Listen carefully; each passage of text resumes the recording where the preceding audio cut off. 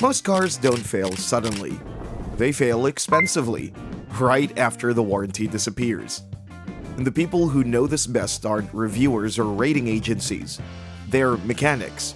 The ones who see the same cars come back on tow trucks.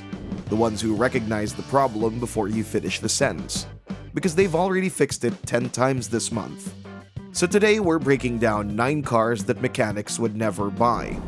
And stay until the end because number 1 was so bad that Ford paid tens of millions in settlements. It is now under a Department of Justice investigation for fraud. Let's start with a truck that looks revolutionary and already delivers repair bills straight out of a horror movie. Number 9. Rivian R1T. So this car isn't on this list because it's bad. It's here because it's an unknown that's already proving expensive. And mechanics hate unknowns more than almost anything else. On paper, the R1T looks revolutionary. Electric drivetrain, tank-like torque, futuristic design. But in the real world, it's becoming a case study in early adopter pain. One owner thought he had a minor rear-end issue, a bent bumper cover and a dented tailgate. And you know what was the initial estimate? Around $1,600. Final bill though, $42,000. The repair required full rear-end disassembly and kept the truck in the shop for more than 2 months. That story spread fast in mechanic circles, not because it's shocking, but because it makes sense. This truck is packed with proprietary parts, complex body structures, and systems that only Rivian can service properly. There's no independent repair ecosystem, no aftermarket competition. Every fix funnels you straight back into Rivian's parts pricing and Rivian's timelines. Insurance companies have noticed too. Collision premiums on R1Ts can rival a monthly car payment because insurers already know what a minor repair can turn into. Mechanics see the pattern clearly. Rivian is risky because it's new. The next one is worse. It's old enough that mechanics know exactly how bad it gets. Number 8. BMW X3. This is the kind of car mechanics avoid for one simple reason. They can't fix it the way they fix everything else. The X3 looks like a smart luxury SUV. Comfortable, quick, packed with features, but underneath, it's a rolling web of tightly integrated electronics, proprietary software, and dealer lock systems. Once the warranty ends, ownership stops feeling premium very fast. Here's the mechanic's problem. Most independent shops cannot fully diagnose or repair an X3 without BMW-specific tools and software subscriptions. That means even skilled mechanics are forced to send owners back to the dealership, where labor rates are often $180 to $250 per hour, and parts prices are set with no competition. Then there's depreciation. Data consistently shows BMW X3s can lose 60 to 70% of their original value within 5 years. So you end up with a $45,000 SUV worth $13,000, one that still demands luxury-level repair bills. A failed electronic module, suspension component, or drivetrain sensor can easily run $2,000 to $5,000. And that's not an edge case. It's common enough that mechanics recognize instantly. That's experience talking. Next up is a car that sells charm and personality, then strands you on the side of the road. Number 7. Fiat 500. The Fiat 500 usually arrives at the shop the same way. Odor confused, dash lit up, and the question every mechanic hates answering.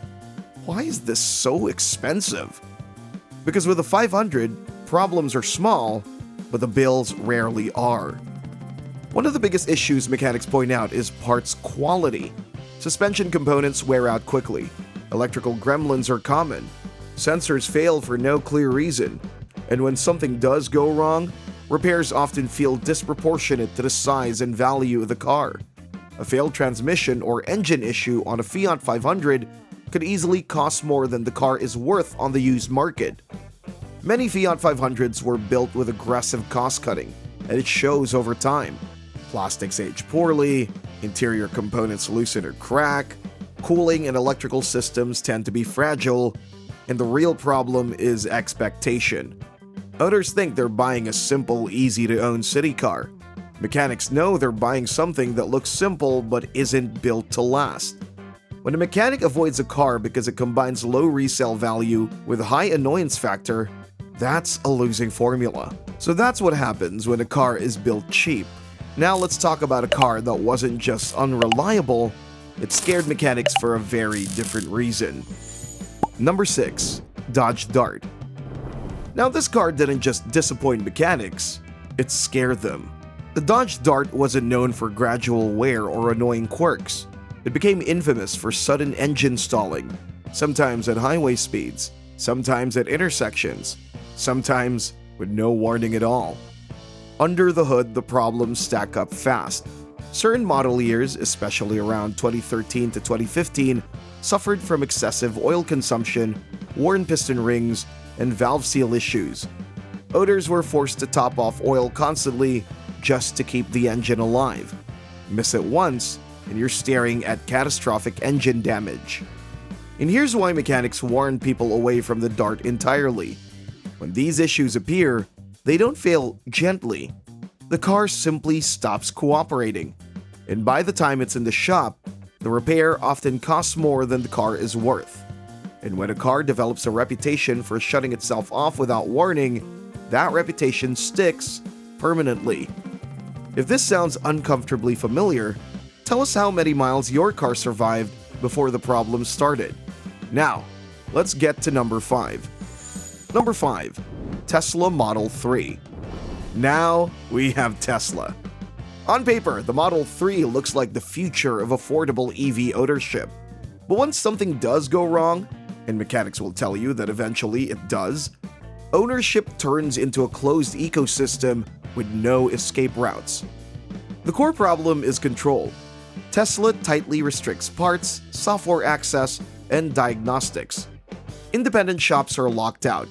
Even highly experienced mechanics often can't source components or complete repairs without Tesla's approval. That means owners are funneled into Tesla's service network, where wait times can stretch for weeks and repair costs are whatever Tesla says they are. Then there's the math no one likes to talk about. A high-voltage battery replacement can run from $12,000 to $20,000 depending on year and configuration. After depreciation, that repair could exceed the actual value of the car. Motors and power electronics aren't cheap either, and insurance companies know it, which is why Model 3 collision premiums are often shockingly high. Now, let's talk about a vehicle that betrayed its own reputation. Number 4. Jeep Wrangler. The Jeep Wrangler is on this list for a reason that genuinely angers mechanics. This car used to be one of their favorites. Older Wranglers earned respect because they were simple, mechanical, and fixable almost anywhere. If anything broke, you could see it, touch it, and repair it with basic tools. That reputation still sells Wranglers today, but modern Wranglers no longer live up to it. Mechanics say the problem is complexity layered onto a platform that never needed it. Recent Wranglers are packed with electronics, advanced traction systems, infotainment modules, driver aids, electronic steering components, and tightly integrated control units. When something goes wrong, diagnosing it often requires dealer-level scanners, not a wrench and common sense. Consumer reliability data backs this up. Steering and suspension problems, electrical faults, drivetrain issues, and sensor failures show up far earlier than owners expect, especially on 2018 and newer models. This is a vehicle marketed for off-road reliability and adventure, yet one electrical failure can disable key systems and leave the car stranded, not on a mountain trail, but in a grocery store parking lot. And mechanics don't forgive cars that forget what they were built to do. That was bad engineering, but the next car is even worse decision-making. Number 3. Chevy Equinox. Now, this car is here because it was sold with a defect the manufacturer already knew about. From 2010 to 2017, Equinox models equipped with a 2.4-liter Ecotec engine developed a reputation mechanics still talk about today, burning oil at an absurd rate. Oil consumption was so severe that owners were adding a quart every 800 to 1,000 miles just to keep the engine alive. Court findings revealed the root cause: defective piston rings that couldn't maintain a proper seat, allowing oil to enter the combustion chamber. And the result?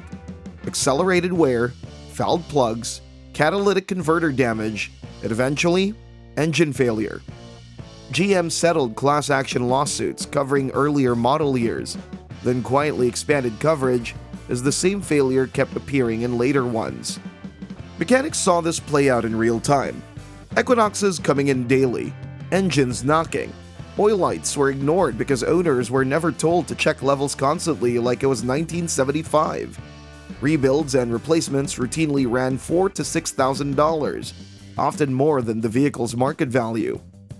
At least with the Equinox, mechanics knew exactly what was wrong. The next car keeps pretending the problem isn't the problem. Number 2. Jeep Cherokee.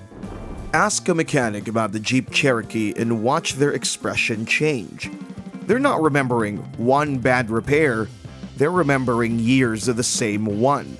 From 2014 onward, the Cherokee was equipped with a ZF 9-speed automatic transmission, a unit so problematic it became infamous across repair shops, forums, and dealership service departments. From day one, owners reported the same issues: delayed downshifts, hard shifts, sudden surging, getting stuck in gears, slipping into neutral, and unpredictable throttle response. Not once in a while, constantly. Fiat Chrysler knew they had a problem early. The 2014 launch was delayed while engineers tried to fix transmission calibration issues. They failed. What followed was years of damage control instead of a real solution. By 2016, the company had issued 11 software updates, each claiming to finally fix the problem. None of them did. Mechanics watched dealerships replace dozens of transmissions per week. Some vehicles received multiple replacements. In 2016 alone, 329,000 Cherokees were recalled for unexpectedly shifting into neutral. In 2019, another 81,000 were recalled for the same transmission.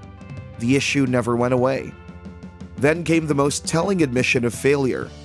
FCA trained so-called shift quality auditors, people whose entire job was to drive customer vehicles and retrain the transmission's adaptive software to match the owner's driving style. That wasn't a fix. That was a workaround for a design that could not be saved. When these transmissions finally fail, replacement costs are brutal. Owners report bills of $6,000 to $10,000, and in some cases, far more depending on the market. At that point, the car is often mechanically totaled. Up until now, we've talked about broken cars. Number 1 isn't just broken, it crossed a line. Number 1. Ford Focus Fiesta.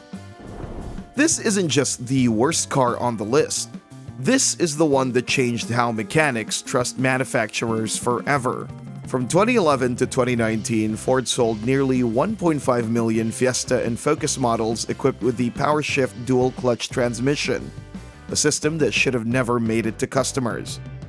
These cars didn't just shift poorly, they lunged forward, shuddered violently, hesitated when accelerating, and in some cases, failed to stop smoothly when drivers hit the brakes.